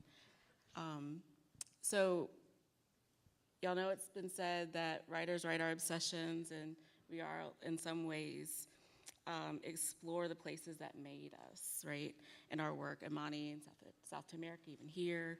Alabama takes up a great territory in the pages. Maurice, you say New Orleans factors heavy as a place of narrative inquiry for all of your work. And for me, Columbia, South Carolina. And in the New York Times review, the author Tayari Jones writes, "The South is America, and its history and influence cannot be dismissed." When did you feel an urgency to document your South in your storytelling? Was there an inciting incident? Well, I'll say, I left living in the South, with the exception of the summers, quite young. And so from a young age, that sort of leaving and returning and coming of age with a deep sense of homesickness. As I don't come from a great migration family. My children are the first generation born in the North, and still in their generation, they're the exceptions. And so that homesickness, I don't know. Somebody has a phone on, can you cut it off? It's like a microphone. Oh, is it? Or walkie-talkie. And then also the sense of mischaracterization of the South that I saw every time. And I went up to Massachusetts, which of course was just after the busing crisis. So the racial hostility and violence felt much more intense. Boston felt much scarier than the South. And yet when I was up there, people would say, "Oh my goodness, I can't believe you're going down there," right? So this sense of outrage and indignation, I probably had at age 6 about the mischaracterization. Yeah, so. I think for me, it was the sense that people have all of these fantasies about the South. A lot of time when people say things about a people or a place, they're really seeing themselves. They say, "Oh, the South is backwards. Oh, the South, people are so stupid down there. Oh, there's so much violence down there." But exactly what you said, there's this history of like things happening around Chicago, around New York, around Boston, that actually never happened in the South. And at a time like this, especially when everything is as crazy as it is, the world is on fire, as they say, we know what fascism is in the South. We know how to fight it. We know how to live through it. Yes, survive exactly. it, yes. Exactly. And so I think this is one of those times where people, like if you don't know the South, whatever that means to you, if you haven't read the books, if you've not visited, you haven't watched films set in the South, this is the time, because our responses to everything is always a little bit different from people in the West or the North or the Midwest because of what we've had in our history. Yeah. This whole idea of the American experiment that for, about 80 or 90 years was really recreating the entire world in a very good way. It's kind of being rolled back now. Hungary, Britain, all over the world. It's like, okay, well, how do you respond to that? Well, you got two choices. You can capitulate and just be like, you know what? I got a cell phone, I got a nice television, or you can make plans and take actions. And that's what our ancestors have taught us time and time again throughout history. So that when people say that America is the land of freedom, they're talking about the country, but also the South specifically, because that was the place where a lot of these things originated. And don't get me started on music and, clothing and food. I mean, people would come down and start like, "Wow, the food is so good." I guess so, we made the food. And when I say that, seriously, I'm from New Orleans, so we do gumbo, right? Gumbo comes from Haiti, which comes from West Africa. It comes from Senegal. I got this bag here, right? This bag, it says Senegal on it. It's all connected. My last point on that about just misapprehensions. The South is always humor and music involved. So when I was in Senegal, I went to the library at the university, and there was a picture of this. What was the picture?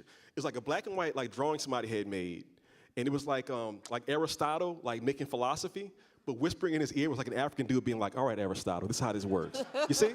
It's that kind of thing. So I'm just trying to convey that the knowledge, we all have a role to play, all of us. I'm not trying to say it's just the South, but I'm saying we forget about us, you're playing yourself. You can't forget about us. Exactly. Yeah. You can't. I'm interested in, Imani, you were talking about the leaving and coming back. And Maurice, I know from research that you've lived in New Orleans your whole life. And I left South Carolina, lived in New York for 13 years, and then came back. And just I want to ask you a little bit more about the homesickness and the ways in which that friction might have formulated your argument about the South. And then I want to think about your kind of deep rootedness in not having a long-term homesickness about New Orleans and what that might mean in terms of how it shows up in your work. Yeah, so I mean, just as a bit of an anchor, because I think it's always important to think about this because the South is so often mischaracterized. So the majority of Black people in this country have always lived in the South and continue to do so, right? And I think one of the major mischaracterizations is because we talk about migration, we forget that detail. Like all the Blacks left. Right, yeah, and then all Blacks left except some were there to have a civil rights movement, and then So I think that's so for me part of, and it's also the case that this country, whenever you say that it began, right? If you want to use 1619 or you want to talk about 1500, if you're talking about Florida, it started in the South, and the why, of course, has everything to do with the fantasies of these European empires to control this extraordinarily lush landscape.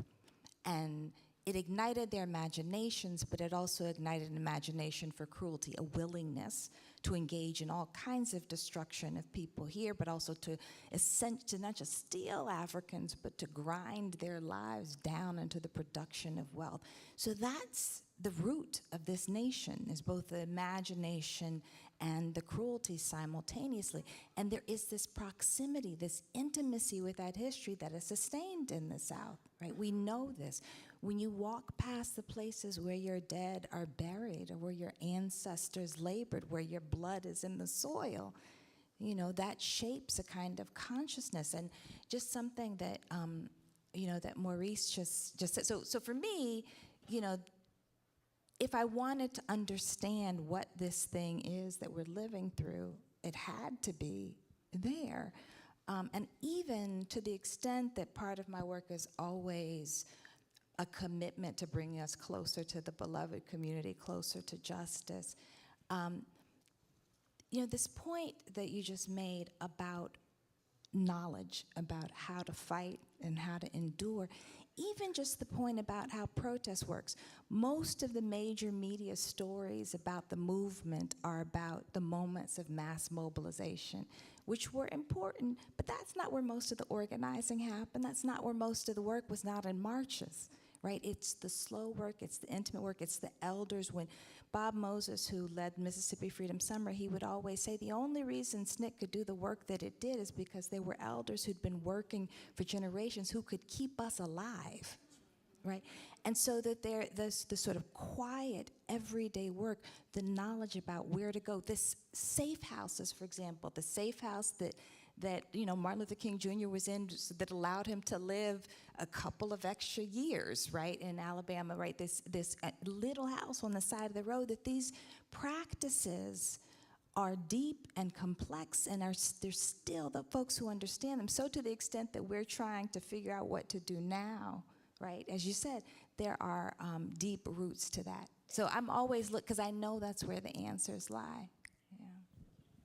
Yeah, and I would just say, being from the South, sometimes we call New Orleans like the westernmost Caribbean island, because it really is an island. It's kind of like Manhattan. It's like a bunch of bridges and swamps around it and stuff like that. And something that I've learned in my studies is that outsiders always have a way of describing the inside. So like the Tocqueville comes from France and like runs around America and like writes this book about what America is, and people are like, that's exactly what we couldn't have said it ourselves. You see it. Let's try the ancient Greek tip for a second. All right. Ovid, Propertius, Virgil, all these cats were not from Rome, not from the center. They weren't from like DC or New York. They're from way out in the boonies somewhere. One dude was like from Turkey. One guy was like from way out in future Sicily. And then they came to the big city and kind of went, oh, this is what you guys think you're doing.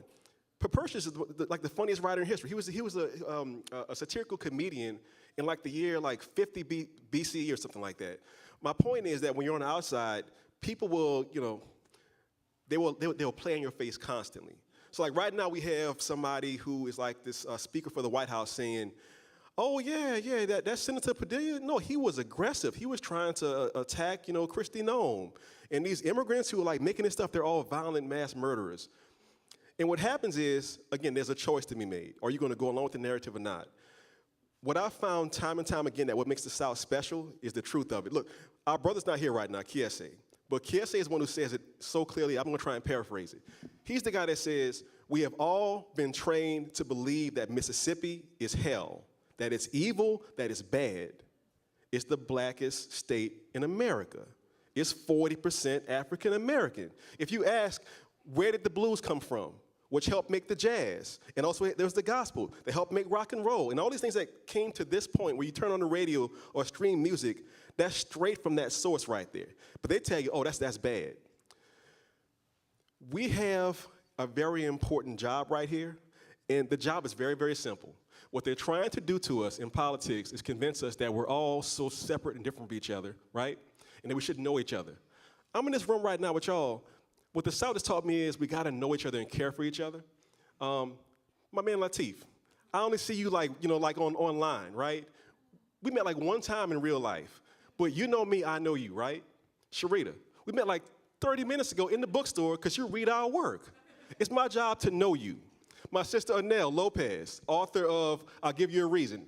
From Newark, New Jersey, lives in New Orleans right now. Jamila Minix, the author of Moonrise, over New Jessup. We all got to know each other. When you know people, you can't lie on them. You can't play in their face. And that's why they are so committed to making false narratives. You think it's bad right now? Wait until the AI kicks all the way in. You can't believe a damn thing you see anywhere. Which, as Imani said on Substack about 2 days ago, it's time to get face-to-face. All right, it's time to be hand in hand. It's time to talk to people, because that's where the real power is. Yeah.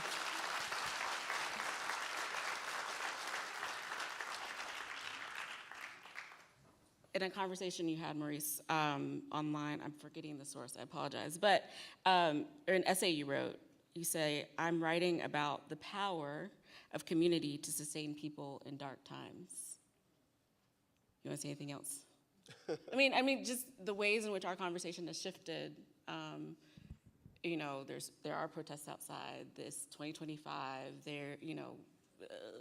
senators got assassinated overnight, right? And we're now talking about, and we're gathered here, and we have opportunities to set records straight. We have opportunities to convene with people and push forward. I just want to echo what you have already said on record, right? Like the power of community to sustain people in dark times. Well, I mean, look, I would just say, look, we all know that if you want to destroy any movement, you have to divide them. It's as simple as that. And so I don't want to go into too much detail about Gaza, where there's a genocide being committed. I don't want to go too much detail about this, that, and the other.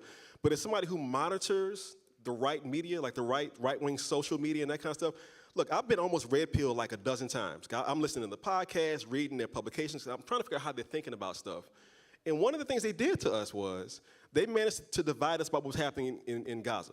And I saw it happening in real time. I was like listening to freaking Joe Rogan talking to J.D. Vance. They're like, yeah, this is the Play family. And because we're not listening to it, we don't know what they're doing to us. And then it happens. You kind of go, how is it possible that the entire country shifted red by just enough to get every single county to go their way? Well, of course, they're also stealing votes by shutting down the right to to show up without ID. There's this massive plan happening. And so there are people that I love and respect who buy the BS. Like, they have decided that they're just going to go along with it. Clearly it's right that Americans are having a hard time making money because of immigrants coming over the border. And clearly it's the case that, we should be allowed to make as much money as possible. Forget having the Department of Education, forget funding the health and sciences organization, forget, money for schools. We don't need any of that kind of stuff. Just make as much money as possible. To me, that's satanic. I'll just say it straight up. To me, when I think about that, I think about the fact that as a species, the one thing that's kept us from going extinct is that at the last possible moment, that plane is going towards the mountaintop. We kind of go, wait a second, fam, do we want to keep going towards this mountaintop? And we go, no, fam, let's just make a turn. And you sort of go like that. I have a friend, an author named John Vercher. He has a great book called Devil is Fine. And I was texting him before I came up, and we were like, all right, is the temperature past 1968 levels or not? Can we tell how far it is? Is the fever going to break? The biggest fear I have right now is that the fever never breaks. It keeps getting hotter and hotter. You have people in Congress getting shot. You got senators getting tackled at press conferences. You have roundups. You have the tanks going through the streets. I've been reading about North Korea and Russia. Some of this stuff was happening. This was happening there, all right? When Russia was trying to become democratic, this was happening there in 1995. And that was people kind of going, well, it ain't really that bad. We really got to wake up and wake up really, really fast. There are people who were saying that there was a fascist coming to office. People like, it's not fascist. Well, what do you think now, buddy, that lost your job? Right? Sister that was like, I'm gonna be okay. One of the other big problems for us right now is especially Can you for— define us? When you say I was going to us? say, I was going to say, all right, this is specifically about African Americans. It's this issue that we all have seen where people are like, well, why we got to go outside when in the past we went outside, got hit in the head, and y'all kept voting for the people over and over again. When I say y'all, I mean white folks. Now, I'm saying that we're all us, but this is what I'm saying. As a team, everybody on the team has a role to play, right? If it's basketball, you got 5 players: point guard, center, shooting guard, yada, yada, yada, right? We have to all figure out how we can work together as a team.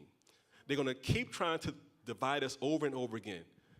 You know what Elon's doing right now? Elon is going through the information that he found when he was in the government. He's like, man, I can use this person's social security number. I know where this person lives at. I'm going to do this to this thing. And they're going to send you a message to your social media saying, Maurice, you don't want to be a part of this movement against fascism. Just like eat some cookies and some ice cream and just chill out. They're going to try and play with our heads. Us being here right now on the 100th anniversary of this place is one of the most significant things we can do right now to fight back. This is community, is what I'm trying to say. Thank you. I have one last question for Imani, then we'll have about 2 to 3 audience questions. By the way, yes. I love brother's suit right here. That is sharp. Look at this brother. Got the glasses. Hey, bro, look, I see you, man. Oh my goodness. I'm so jealous right now. He ain't signed that. Hey, we need laughter too, all right? Yeah, it's a very serious time. It's all part of the same thing. Imani, you say, I don't believe in writing a final word about the South. I believe in writing a door opening. Then something becomes opened up about the places we don't know. Can you say more about that? Yeah, I mean, I think I'm interested in writing about places we don't know, but in ways that are not always in vogue. So we've had a season of a lot of work that was important, but that was either oriented towards a kind of explanatory framework, like a kind of, how to do this or that, right? Either explanatory frameworks, or else cataloging the particular kinds of disasters that Black folks has said in the service of an argument against racial injustice.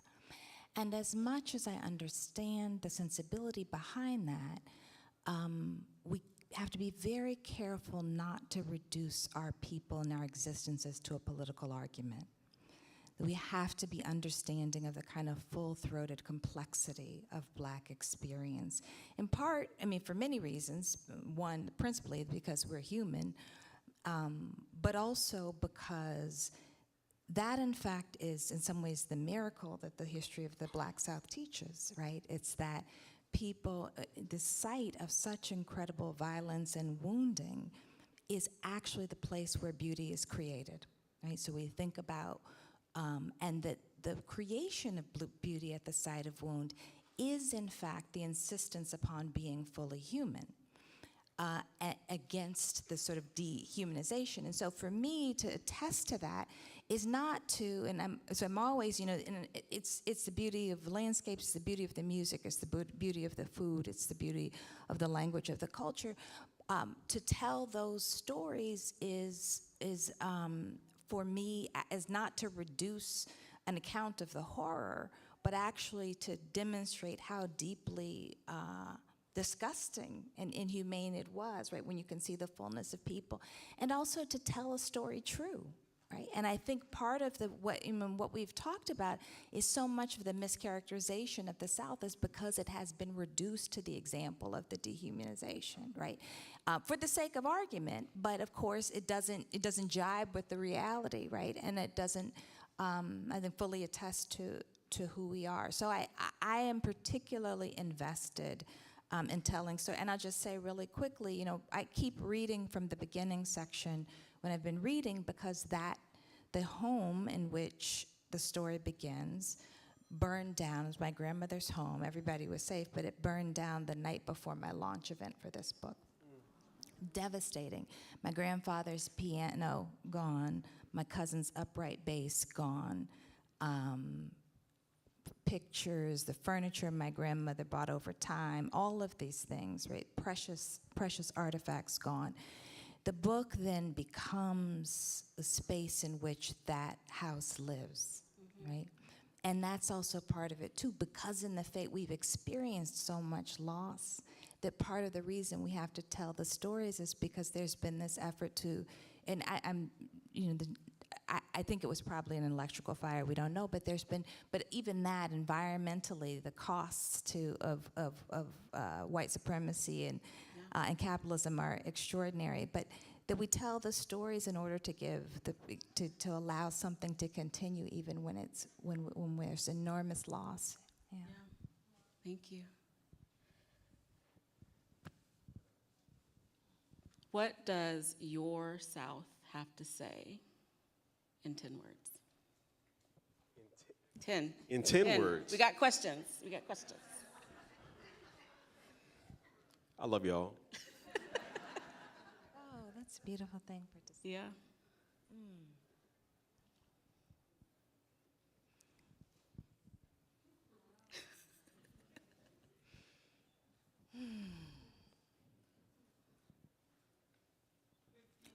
We're still here.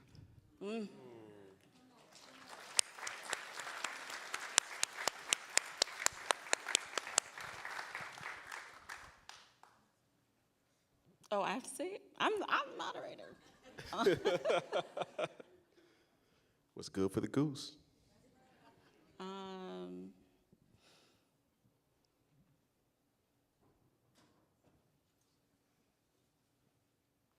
We built this. Yeah, come on. So that's like 9 words combined, right? Right. Look at that. We did it. We did it, Joe. I'm sorry. All right, are there any audience, firstly, let's thank Imani and Maurice. Thank y'all so much. This is a dream of mine. Y'all get to witness me living out my dream right now. Is someone at the microphone, or y'all trying to sit down? Any questions? I do see a hand raised. I see a brother back there. I see a sister over there in the corner. Yeah, there's 2 microphones up. The microphones over here and here. Yeah, I'm not sure if everybody's Now mobile, walk though. there. Yeah. If we can get her a mic, that'd be wonderful. Yeah. Yes, sir. Yes, my name is John Derek Novell. My organization is the African American Pinkster Committee of New York. And what you say, it's a story of all of us. There was a saying back, each one teach one. There was another saying that my grandparents and my godparents taught me. They said, mind where you step, child, you might be stepping on your ancestors. Now, I am a native New Yorker, but my grandparents in that day came from the South. They went to Detroit. Depression, they came to New York. But the thing of it is that the South has always been strongly organized, but we in the North, our history has been dissolved and destroyed. And what we have done is to bring back that history to New York. New York, 1626, 11 Congolese and Angolans came here. 1626, they had a king of Africa, the Pinkster king. Pentecost is what Pinkster is. They had an African Pentecost. That king of Africa stood up for all the Africans was here, and then there was the native peoples, the Lenape, intermarriage. He stood for the Lenape, and then came the white indentured, and when he stood up for all of them, that's when they suppressed and came down on all of us. And there is a burial ground downtown. We had our celebration just last Saturday, Pinkster Vigil, Pentecost Vigil. But there's another burial ground up in Albany, underneath the state capitol. That Albany burial ground is our ancestors. And these electeds are making laws on us while our ancestors are buried underneath. I want that burial ground recognized. And I want our history in North and South recognized. And we have got to get together. The South has a lot to teach us about organization because we're like everyone running astray up in the North. But we have a lot of history here that we got to get our history back. New York, Philadelphia, Baltimore, all of them were having Pinkster. All of them are having Pinkster. George freaking Washington knew about Pinkster because it was in full flower. We want our holidays back. We want our history back. We need to teach the Board of Education down here and the regents upstate to bring in our total history of all our people.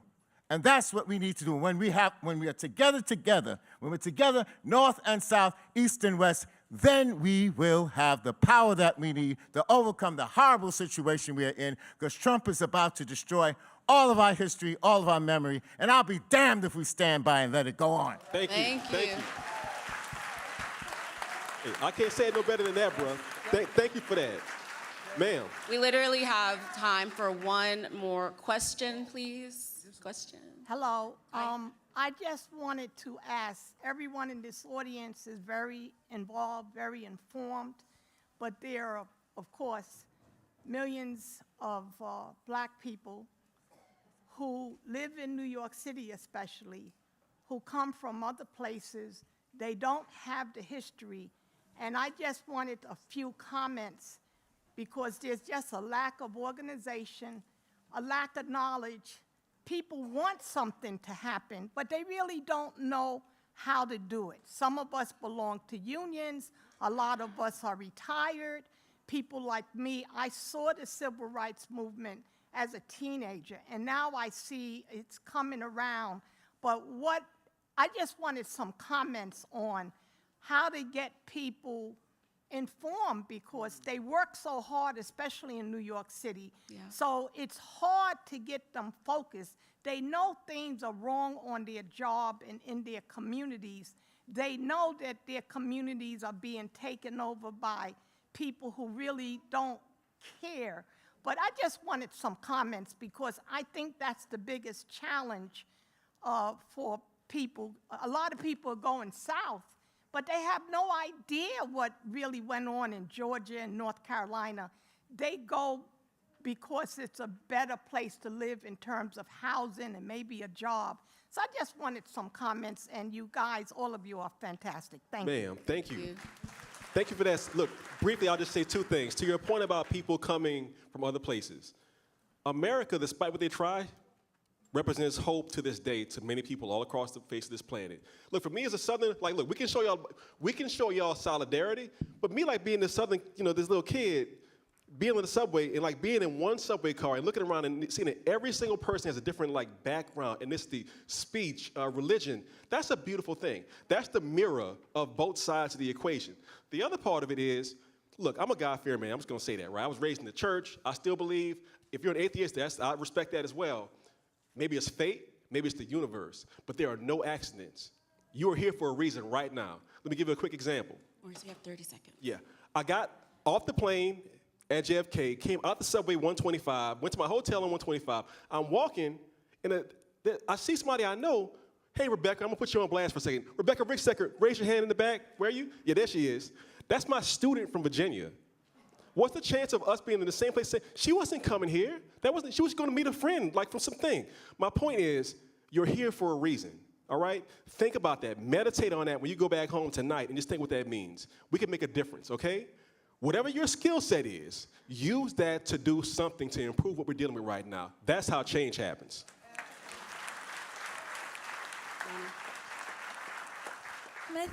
I think part.